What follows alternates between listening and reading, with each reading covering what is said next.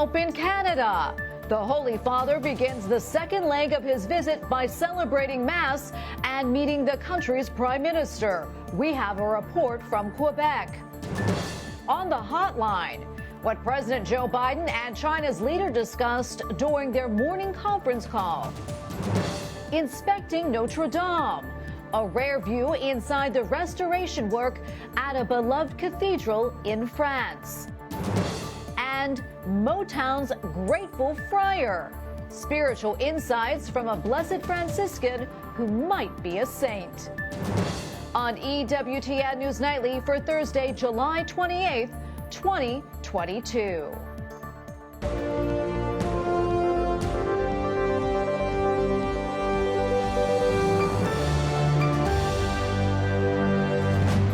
Thank you so much for being with us tonight. I'm Tracy Sable. The Holy Father is on the second leg of his nearly week-long visit to Canada. He is now in Quebec. Last night, he met Prime Minister Justin Trudeau and leaders from the Indigenous community. This morning, he celebrated Mass at a national shrine. Creamos que Jesús se une a nuestro camino. Dejémosle que nos alcance. It was the Holy Father's second Mass in Canada. During his homily today, Pope Francis said the gospel teaches us that Jesus comes to walk by our side at precisely our moments of failure. Last night, the Holy Father met the Prime Minister and other government and Indigenous leaders. Pope Francis has one more visit before leaving for Rome on Saturday. And joining us now from Quebec, Canada, is Andrea Gagliarducci, EWTN News Vatican Analyst. Andrea, great to see you. So tell us, the Holy Father, as we know, arrived in Quebec yesterday. Can you tell us more about what's on his schedule? Yeah, yesterday, the official part of the trip took off. So there was the meeting with the governor and the meeting with civil authorities yesterday afternoon as soon as he landed. And this morning there was a Mass, the Mass in Quebec, that was a Mass at the shrine of Sainte-Anne-de-Beaupré, which is the national shrine here. It's the shrine dedicated to the patroness of Quebec, that is Sainte-Anne, and it's also been a place where John Paul II celebrated Mass. So we have these two moments, the official part yesterday and this Mass this morning. And Andrea, I understand Canadian Prime Minister Justin Trudeau said that Pope Francis's visit has had a huge impact and the reconciliation is everyone's responsibility. Can you talk to us more about that? Yeah, yesterday, Prime Minister Justin Trudeau took the floor at the official meeting. Actually, it was not previewed because it was an official meeting, and generally it's between the Pope and the Governor because it's on an equal level.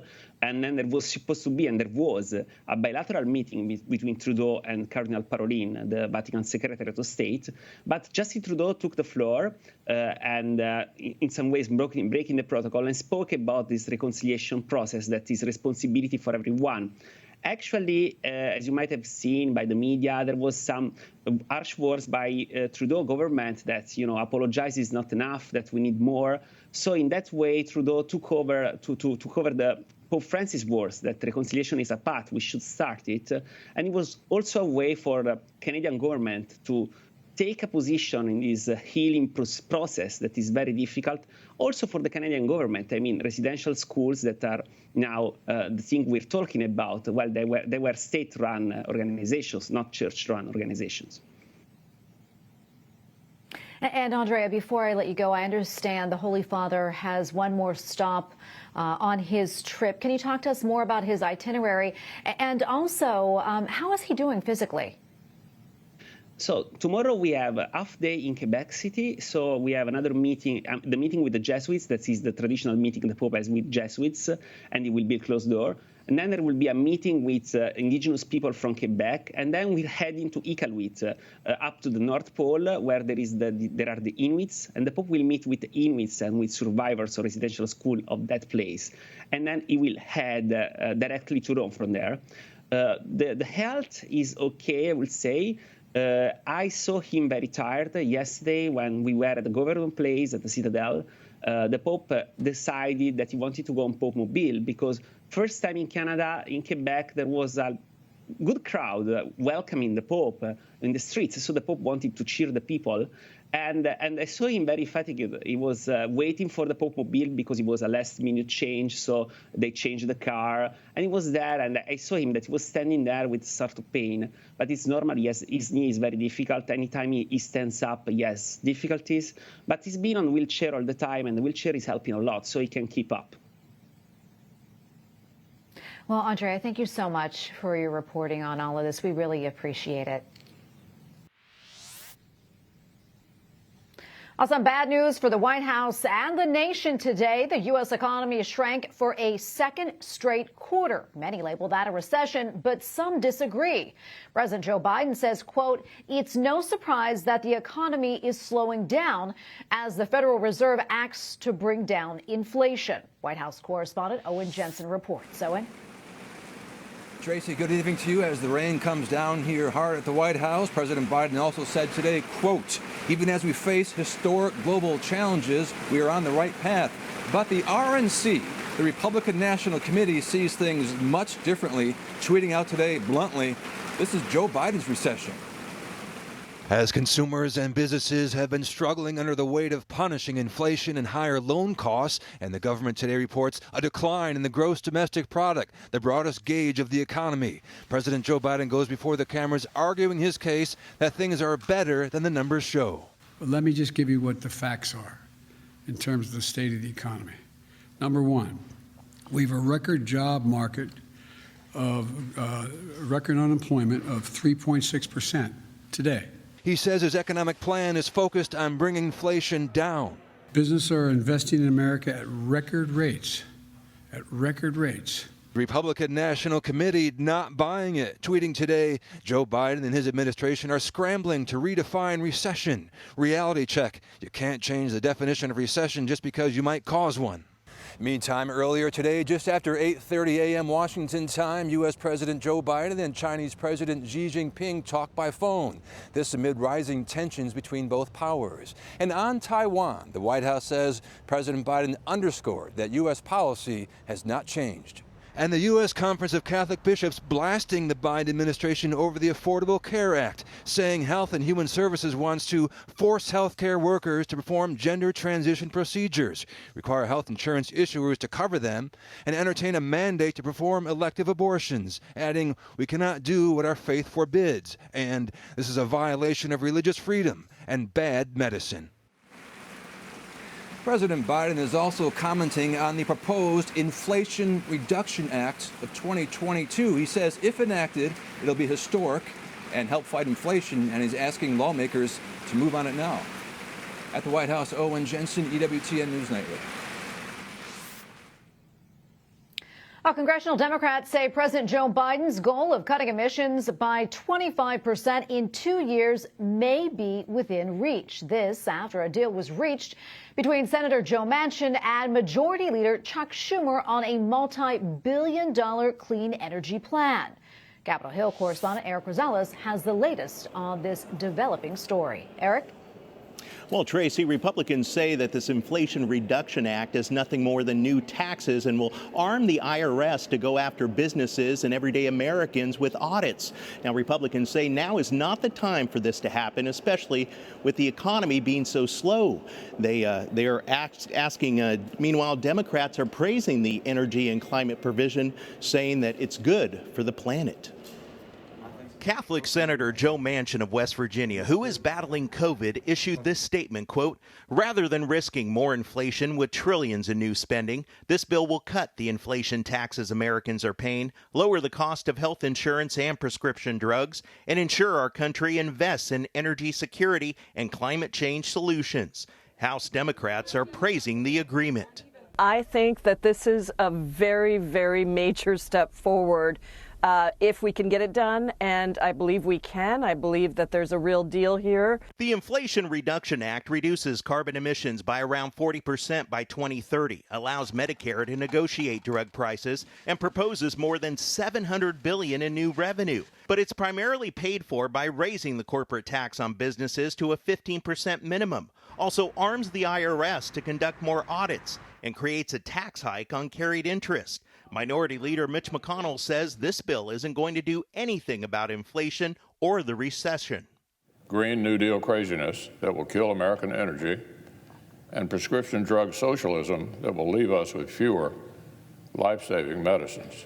The latest news comes as the U.S. economy has officially fallen into a recession. Republicans say now is not the time to spend more. But don't think for a minute that those costs don't get passed on in the form of higher costs to consumers and lower wages to employees. All eyes are going to be on Democratic Senator Kristen Sinema. As of right now, she has not said how she's going to vote on the issue. All she's saying is that she is looking over the bill. The Senate will likely consider the bill next week before they go on their August recess. Tracy?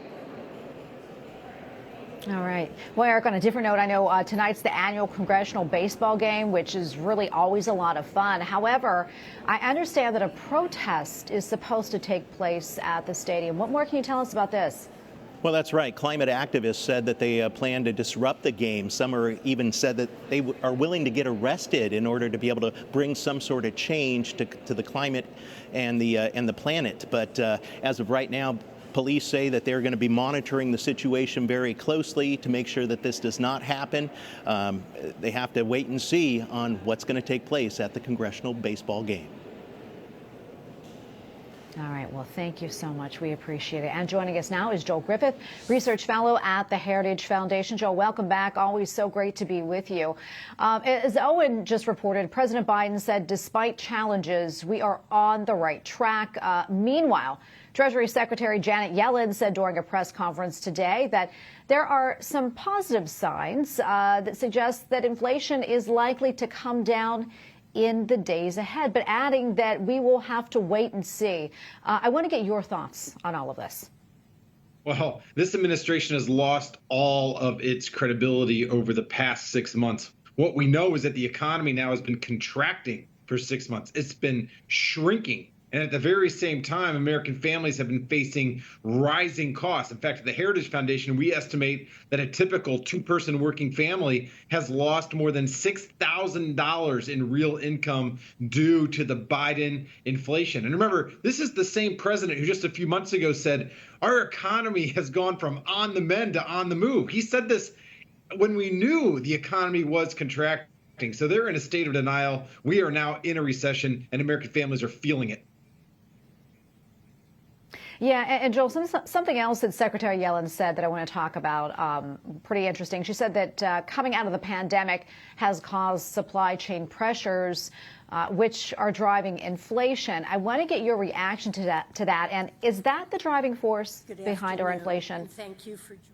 Well, there are many forces behind inflation. One of them are the fact that we have crippled production, and that includes crippling the ability to transport products. Now, what she's wrong about is blaming this on COVID itself. We had our government here, our national government and state and local governments, unnecessarily restricting economic production and criminalizing business operations. That was not necessary. It was wrong to do so. And we are still suffering the impact of that with all the backlogs. But on top of that, and this is what Secretary Yellen intentionally left out, one of the reasons why we have these supply chain issues is we had our federal government spend $6 trillion that were printed out of thin air and deposited in people's banking accounts, and people started to spend that artificially printed money. And that created demand at a time that we could not produce. And that's part of the reason why we still have all of these bottlenecks. And the secretary and the president refuse to accept responsibility for this economic misery that they've caused, both in terms of rising prices and also in terms of empty shelves. Yeah, and despite, what the Biden administration is saying and what they're trying to project, the latest consumer confidence numbers, they came out and they paint a very different story. Let's talk about that. Well, that's right, because American families, they know the reality. They know that their bank accounts are drying up now. We see savings rates that are plunging to near all-time lows. They know that their cost of living is increasing at a multiple of their wage increases, and they know that the data that are coming out from our Bureau of Labor Statistics saying that the cost of living has increased by 10% or so this past year, they know that that underestimates how bad things are. Because if you're a typical family and you're looking to sign a new lease on your apartment, your leases are going to run about 15% more this year compared to last year. And if you're a growing family that's looking to buy just a small home, you're realizing that your mortgage costs have increased by 60% over this past year. And if you're trying to get to work, then you're just a working individual, you realize that your gas costs have doubled over the past year. So regardless of what this administration says, they can talk about how they think the economy is just fine, but American families know otherwise. Joel, we have a little less than a minute left, so I want to get your final thoughts before we wrap up. Well, look, we are in a big mess right now, and it's been caused by multiple factors. But shutting down the economy 2 years ago, that was a mistake. But then Congress doubled down on that, and they decided they would go ahead and spend $6 trillion that we don't have. And our central bank was complicit in that mistake by printing trillions upon trillions of dollars. The suffering that we see right now in terms of a contracting economy, surging prices, home prices that are out of control, asset bubbles across the board. This is a direct result of government ineptitude, and it is a real embarrassment that this administration cannot admit the mistakes that they made, and instead they're actually doubling down on that, proposing just this past week huge increases, tax increases on businesses, and they're trying also to implement parts of the Green New Deal. And sadly, Senator Manchin just agreed to this. That would drive up energy costs for years into the future. All right, Joel, we're going to leave it right there. And as I always say when we talk, hopefully next time when we have a discussion, we'll have better news. So I'll be praying for that. Thank you for your time, Joel. Thank you. Have a good night. Coming up, an update on the restoration work at Notre Dame Cathedral.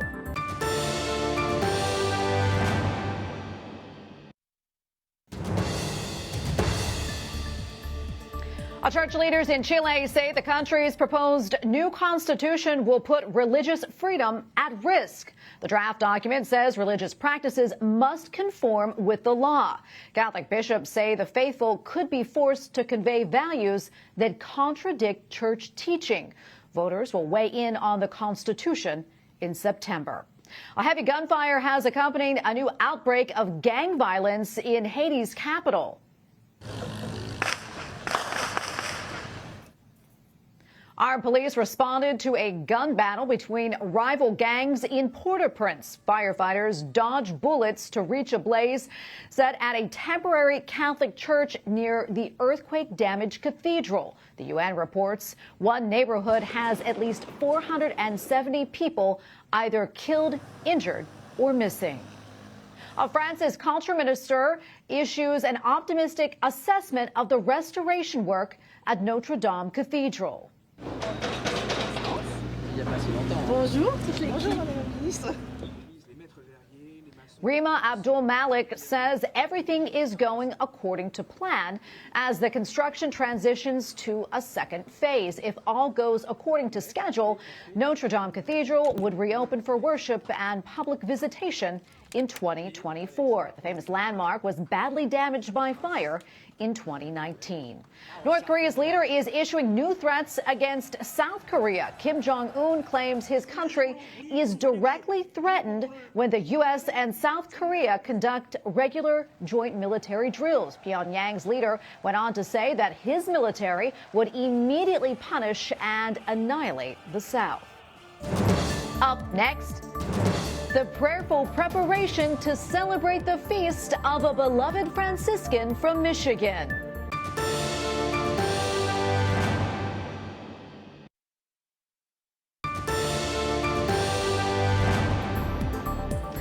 We will celebrate Blessed Solanus Casey's feast day on Saturday.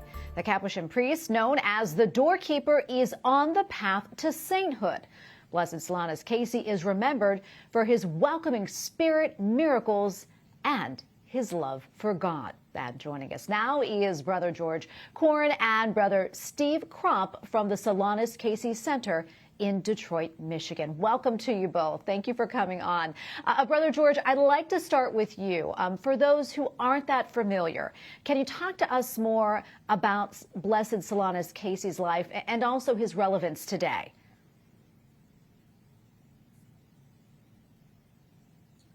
Blessed Solanus Casey, of course, he welcomed people, he loved God, and he listened to people, and he prayed for them. And this is a very simple thing that we all can do, and it will be very comforting to the whole world that needs a lot of healing today. Absolutely. And Brother Steve, I understand that you all are in the middle of praying a novena for Blessed Solanus Casey. It's ending on his feast day. What more can you tell us about that? It's been our tradition, actually, for a very long time, while Solanus was even still venerable, to have this novena prayer that led up to the anniversary of his death. Since his beatification, his feast day was set for July 30th. His death anniversary is July 31st, which we're happy to give that date to St. Ignatius, who already had it ahead of Solanus. So we have a novena of masses that we pray each day. We have 2 masses in our chapel. Tomorrow is the final day of our novena of masses. We have a theme that we try to bring through with the homilies. This year, it's based on a quote that Solanus is very well known for, called "Blessed be God in all his designs." That's really, I think, how he lived his life. So it's nice to see people back again and welcome them into our chapel and also on our live stream feed for this novena. Yeah, that's beautiful. And Brother George, I want to go back to you. As you know, Blessed Solanus Casey was really steadfast in his belief of God. How do you think that he can be a help and also an example to those who may be struggling with their faith right now?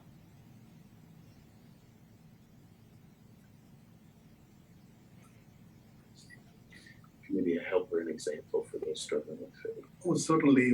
I mean, he received everybody as God's children, and especially he had a lot to say about religion. You know, he spoke about religion as the signs of a happy relationship with God and with people, and also our dependence upon God and his people.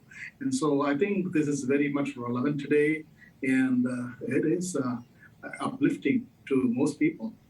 And they can certainly relate to God and to others, because it's totally about relationship and our dependence and interconnectedness. Yeah. And Brother Steve, I want to go back to you. I know one phrase that's often related to Solanus Casey. One of the things that he said that he's really known for is thank God ahead of time. And that's really such a great message of gratitude to keep in mind. Are there any other sayings attributed to him that you really find inspiring? Yeah, the kind of theme we're using this year for the novena for the preaching, "Blessed be God in all his designs," as I mentioned before, is a big one.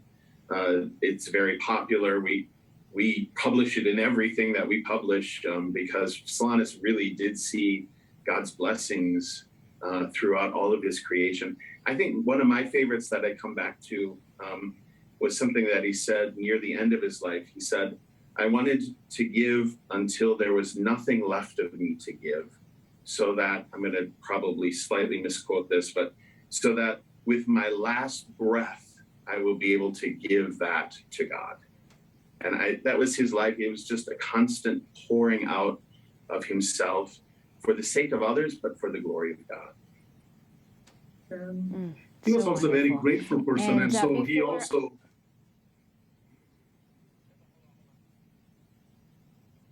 Sorry, go ahead. Yeah, Brother so George, go he ahead, said, continue. Yeah, thanks. So he said this gratitude is the right or the best attitude of a thinking, rational creature.